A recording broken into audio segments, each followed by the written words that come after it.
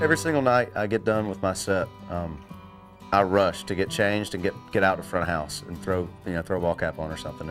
And I go out and either I'll sit in front of house or I'll find an open seat down close. And one thing I've learned about Keith is, and now I can feel myself on stage trying to throw a little bit more at it, but he's so energetic. There's not really one song. He's got a couple songs that are down where he'll sit and kind of chill out, but a lot of the songs, he's up and keeping attention on him. And so I've learned that, don't get trapped behind a microphone and guitar and just sit there and deliver a song. Make people want to get up and dance with you. And, if only we could all play guitar like Keith Urban. We've got a little medley we do that goes from Dust on the Bottle, which is one of my all-time favorite songs, into Justin Timberlake's Rock Your Body, and then it goes into Trey Songz's Say Ah, which is way out there. But weirdly enough, it works. I do think that there's a lot of people that have seen Keith on American Idol and they've never been to a country show. And for me to go out there and, have a few songs on the radio, but if I can play a couple songs and, kind of segue into them, I think it kind of brings that fringe audience in. We're having fun doing it, and it's so much fun to watch people's faces when we go into, and when the Rock Your Body comes on, people are going, really?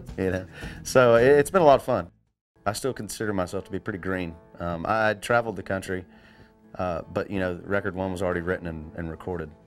Since then, I've really got to travel around the country a few more times, and I realize my little bubble here in Middle Tennessee is not the way that everybody is.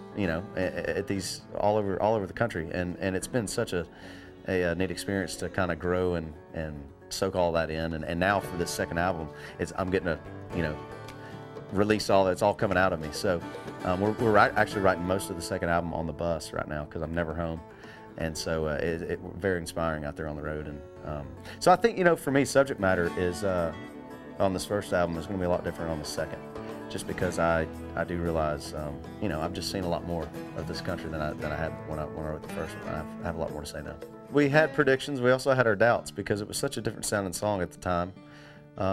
We didn't know if it would work. We knew it would turn heads, though. We knew, either way, if it stopped in the 30s or got to 1, either way we would turn some heads because it was a different sounding song. There was something, the day we wrote that song that just felt special about it, and I never forgot that feeling. When I write a song and I have that same feeling, I always mark it in my head. Okay, remember, this is how this felt when you wrote it. This is how it felt the first few times you listened to it, because if I remember, okay, this is the reaction we got initially, that's usually the case, what the case is going to be, for all the listeners. We were going in our last round of listening for the album, looking how to wrap it up, and we knew we needed, we knew we had a couple of big ballads on the record. We just needed some songs with energy. And I heard Widen Your Smile, man, and it fits me perfect.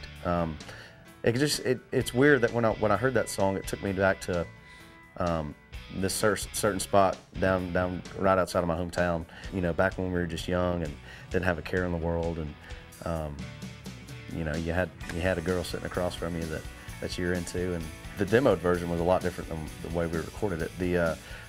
The kind of signature steel lick was O's in the demo, which was a little bit harsh, a little bit rocky. We put our own spin on that. My producer Luke Wooten had an idea. Let's do a steel lick there, and it kind of brings it back into what I do and more of that traditional thing. And now that's kind of the hooky part. Everybody whistles after hearing the song, so I'm glad we did it.